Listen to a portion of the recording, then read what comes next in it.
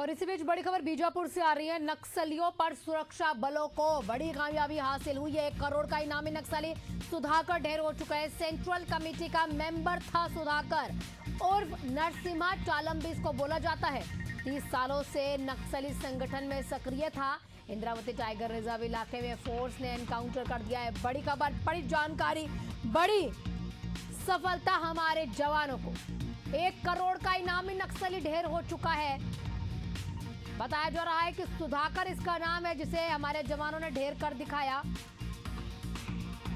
बड़ी जानकारी आपको दे रहे हैं और ये एक जानकारी जो है जवानों के द्वारा, सुरक्षा बलों के द्वारा साझा की गई है कि कहां पर ये ज्यादा एक्टिव था।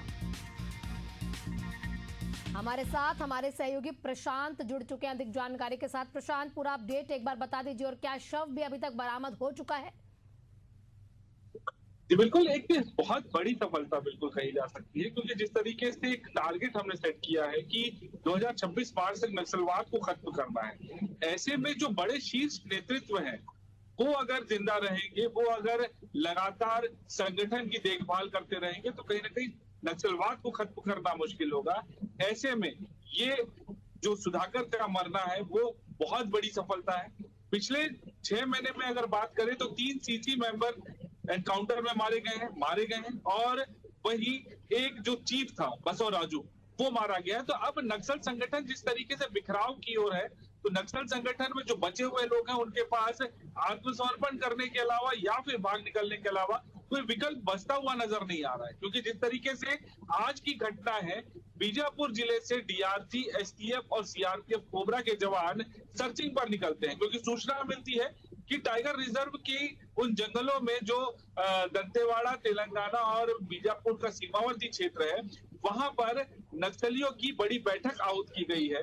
ऐसे में बहुत संख्या में नक्सली वहां पर पहुंचेंगे, जिसको लेकर रणनीति तैयार की गई। रणनीति तैयार करके जवान वहां पर पहुंचते हैं और जब जवान वहां पर पहुंचे तो नक्सलियों ने गोलीबारी शुरू कर दी। जवानों ने भी गोलीबारी शुरू की और जवाबी कार्रवाई में एक सीसी मेंबर की, यानी कितनी बड़ी सफलता इसको कही जा सकती है कि सीसी मेंबर मारा गया जिस पर 1 करोड़ का इनाम था।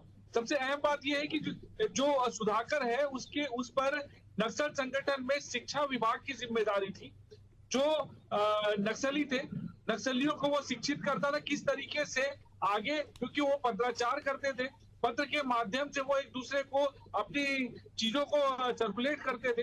तो शिक्षा विभाग जो है वो सुधाकर के पास था। ऐसे में सुधाकर का मारा जाना एक बड़ी सफलता है और फिलहाल जो है सुधाकर के शव के साथ एक ऑटोमेटिक हथियार भी बरामद कर लिया गया है।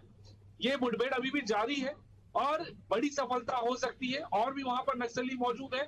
ऐसे में जब मुठभेड़ खत्म होगी और जवान वापस पहुंचेंगे उसके बाद ये स्पष्ट हो पाएगा कि और कितने नक्सलियों को मार गिराया गया है। लेकिन जो एक नक्सली मारा गया है वो 100 नक्सलियों के बराबर है, ये बिल्कुल कहा जा सकता है। काफी लंबे समय से ये एक्टिव था, क्योंकि देखिए अगर इसका गढ़ देखा जाए तो यही वही एक्टिव था और 1 करोड़ रुपए का अगर उसके ऊपर नाम है। और पिछले दिनों भी हमने देखा था जिस तरह से बसव राजू को भी कहीं ना कहीं मार गिराया गया। हमारे जवान लगातार जो नक्सलियों का खात्मा है वो कर रहे हैं और लग भी रहा है कि जिस तरह से अमित शाह ने बोला है कि नक्सलवाद इतिहास हो जाएगा। बिल्कुल, लगातार जिस तरीके से ऑपरेशन चलाए जा रहे हैं, सबसे अहम बात यह है कि जो रणनीति अब पुख्ता तैयार की गई है जवानों द्वारा, पुलिस महकमे द्वारा, वो रणनीति कारगर साबित हो रही है। जो ग्रामीण कभी नक्सलियों का सहयोग करते थे और जवान जब भी सर्चिंग पर निकलते थे या ऑपरेशन पे निकलते थे तो वो ग्रामीण जो है वो नक्सलियों तक सूचना पहुंचा देते थे। लेकिन जिस तरीके से अब सरकार लगातार अंदरूनी इलाकों में विकास कार्य पहुंचाने का दावा कर रही है, लगातार ग्रामीणों के साथ मेल मुलाकात कर रही है, आमचो बस्तर, आमचो पुलिस का जो अभियान लगातार चलाया जा रहा है, ऐसे में वो ग्रामीण भी अब नक्सल मुक्त बस्तर चाहते हैं। इसीलिए नक्सलियों तक कोई सूचना नहीं पहुंचा रहे हैं। यही बड़ी वजह है कि जवान जब कई किलोमीटर का सफर पैदल तय करते हैं, सैकड़ों की संख्या में उन जंगलों को पार करते हैं, उन गांवों को पार करते हैं, लेकिन ग्रामीण देखने के बावजूद भी नक्सलियों तक ये सूचना नहीं पहुंचाते हैं। यही वजह है कि नक्सलियों की मांग में भी घुस रहे हैं जवान और नक्सलियों के साथ मुठभेड़ में लगातार सफल भी हो रहे हैं और ये बड़ी सफलता बिल्कुल है। 3 सीसी मेंबर मारे गए हैं, 8 सीसी मेंबर है, 5 सीसी मेंबर और बचे हुए और लगातार उन इलाकों की सर्चिंग की जा रही है जिन इलाकों में कभी नक्सलियों का ज्यादा आतंक था, ज्यादा पैठ था, जहां नक्सली जो है पनाहगाह मानकर उन इलाकों में छुपा करते थे। तो उन सभी इलाकों में सर्चिंग की जा रही है। और सबसे अहम बात यह कि हवाई ड्रोन के द्वारा जो अलग अलग इलाकों का मूवमेंट जो नक्सलियों का रहता है उसको सर्च किया जा रहा है। टेक्नोलॉजी से जो है वो पूरी तरीके से इस लड़ाई को लड़ी जा रही है। साम दाम दंड पे हर एक चीज का उपयोग किया जा रहा है ताकि किसी भी प्रकार से 2026 मार्च तक सशस्त्र माओवाद जो है वो बस्तर से खत्म हो जाए और बस्तर विकास की ओर आगे बढ़ सके। ठीक, प्रशांत आप नजर बनाए रखेगा, आपसे लगातार अपडेट लेते रहेंगे। आपका बहुत बहुत शुक्रिया।